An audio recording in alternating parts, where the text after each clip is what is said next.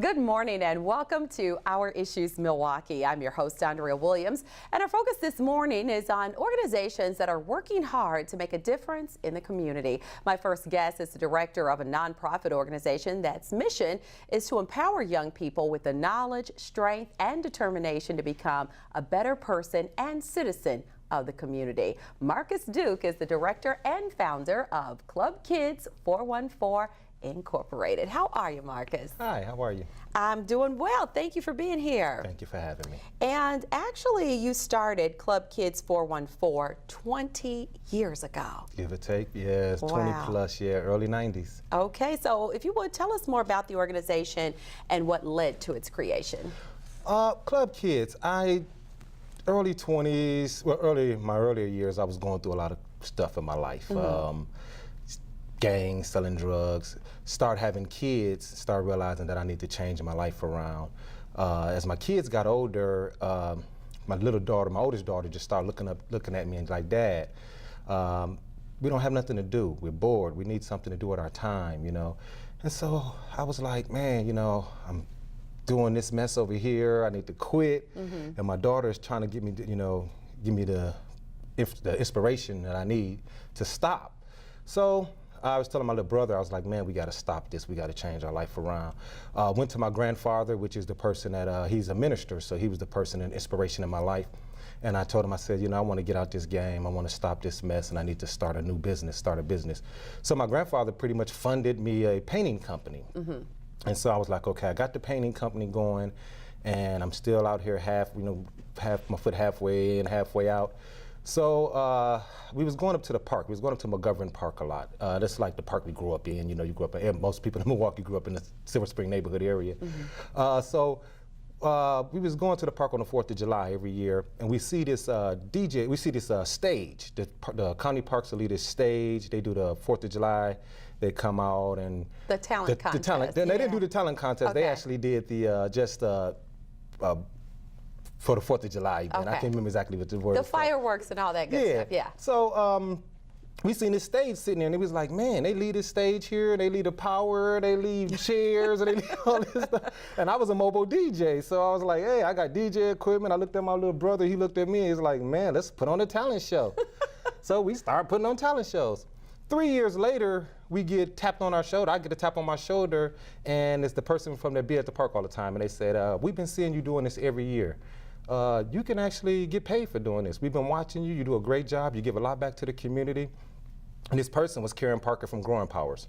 So I was like, okay, cool. So she introduced me to Will Allen from Growing Powers.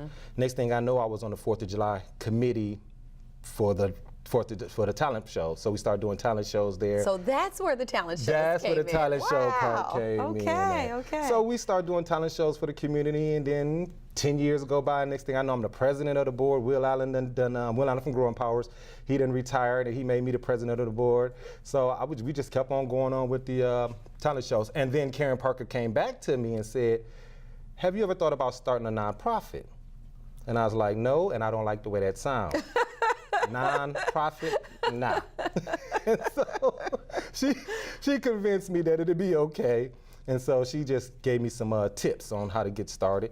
And so I just got out here and got started and started working with the kids, and it just, you know, blossomed into Club Kids. The rest, as they say, is history, yes. Now, anyone that watches the news knows that we lose kids to the streets every single day. And your goal is to keep kids off the streets, out of jail, drug-free, and out of gangs. How do you go about accomplishing that goal?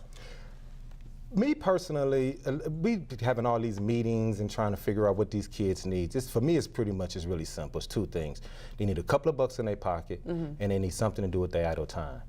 Now, growing up, entertainment is one of the biggest things in the world, the biggest money makers. The kids loved entertainment. So starting with way back with the talent shows, it started with entertainment. And so we give them an opportunity to express themselves through arts, through entertainment, and they love that. You know, one of the things that the city did years ago was they started shutting down the bowling alleys and the skating rings and the theaters and the arcades, and the list goes on and on and on. All of the stuff that was leading to entertainment. I grew up, you know, with the the DJing and the break dancing and the dance teams. You're aging yourself, right? Yeah, hitting 50, creeping up on it. Break dancing. The dance battles, and with the Johnson skating rink and all the different stuff, and Doc B, the DJ, so I grew up around all of that, so I seen that the kids needed, that's what they wanted the most, entertainment. They want the entertainment aspect. They love that part. So we just tried to influence them, try to get them opportunities to express themselves through entertainment. Got a lot of kids that came through our organization, a lot of kids that came through our events, that performed at this, performed on our stages. Just one person I like to mention, Jacob Lattimore. He was a young 9-year-old coming. We did a event at Montgomery Park, and he performed at 9 years old in front of about 5,000 people. And look at him now. So imagine what he thought coming off that stage. Imagine this, like, whoa, wow. I want to do this for the rest of my life. Singing and acting, for those who don't know, I mean, he's doing a lot of great things. And you're serving kids 1 to 18. So a huge range for a lot of kids, and you've done a lot of activities and functions with those kids over the years, professional sporting events, dances, picnics, festivals, the list goes on. But your biggest goal at this moment is to actually open your very own center to host events and after-school programs. So tell us more about this and how you hope to go about making it happen. Well, that's one of the things we learned over the years, that you do need a facility. I throw this out there all the time with the Bucks. They got a facility. They need another facility so they can generate more entertainment dollars, more funding. And here we are trying to get a center just so we can get the kids off the streets, give them something quality, give them something to do with their time, give them some quality to do with their time. So yeah, we really need a facility. We've been working on a building. We got a building in mind. Need a lot of work, plumbing, electrical, heating. Need a lot of stuff done. So we've been reaching out to the community, trying to get them to help us out, trying to get some sponsors to come in, get some of the work done. So if there's somebody out there who is electrical engineer or a plumber, whatever, they can donate their services to help you in doing that. But most importantly, people can make monetary donations as well, right? How do they go about doing that? Our website is clubkids414.org. You can definitely go there. Facebook, hashtag clubkids414. That's all of our social media, hashtag clubkids414. You can find us anywhere on there, and then there's donation links on all of our sites. Okay, and the phone number to call is 414-380-3853. And where's this center located? We're actually looking at the building. Is the old Amistad on 24th and North Avenue. It used to be a teen club probably 15 years ago, 15 years ago.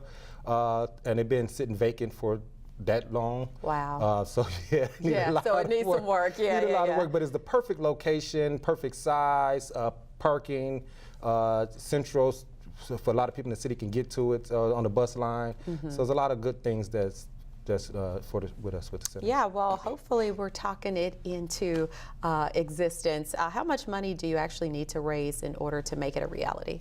On the low end, about $100,000. Okay, there's got to be some corporations out there who are willing to come on, guys. Yeah, to help. So we encourage them to give that some thought and help you out with that.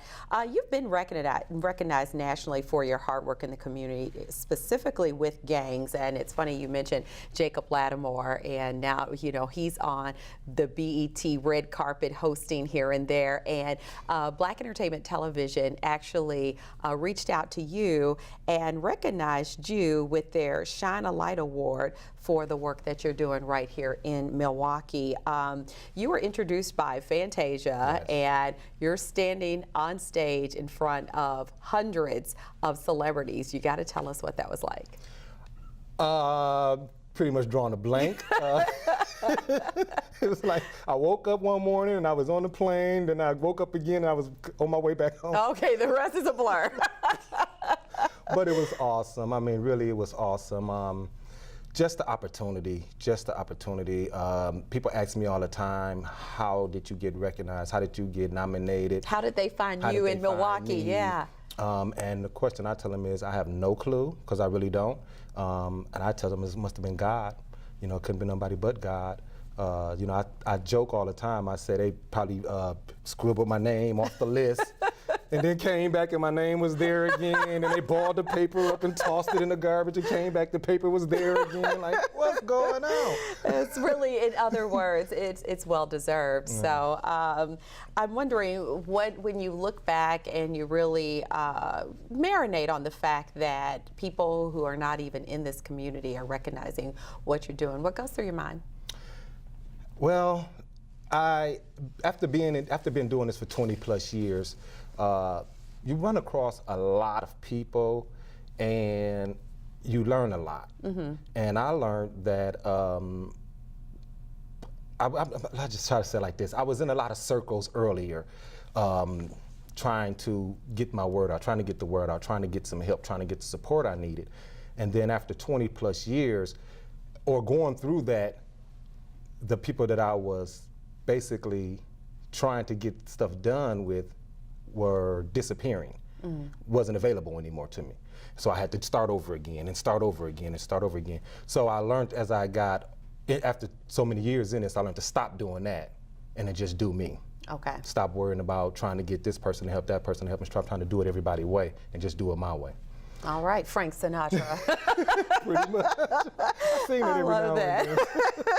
And finally, I just want to say that first, you're a great example to the kids, them being able to see you on BET and get recognized in front of all their favorite stars really is an example to them that when you do good, good comes back to you. So that's always a plus when you can be an example to those kids that see you on a daily basis. But with you being with kids every day, in your opinion, what are some of the concerns that they have when it comes to all the things that are happening in the world today? Because some of the stuff they're faced with, we didn't have to worry about that growing up. You know, that was kind of like foreign to think about social media and how people are perceiving you and, you know, trying to create an image on computers and all the stuff, just the drugs and everything is just right there in their face.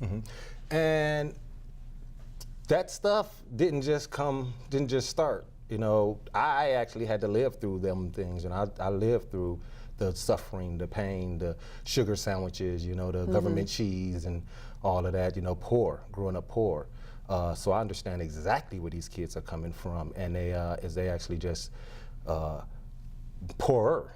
You know, and it's more drugs, it's more access to everything. But we had all of that when we was growing up. We had access to all of that. I just can't imagine what some of these kids are seeing and doing and witnessing, you know, and going through, suffering through. One of the things I know, we had the uproar, we had the unrest in the city. You know, everybody familiar with that. One of the things that I don't like about the whole unrest, because they keep saying it's the Sherman Park unrest. I say it's the Milwaukee unrest. That was Milwaukee. That wasn't just Sherman Park. I tell them all the time, one of the places that got burnt up was on 22nd and Fond du Lac. We're on 20, it's right in our lot. You know, we're not in Sherman Park. It's right there, it's right in our backyard. So, you know, we have to do something about all this crime.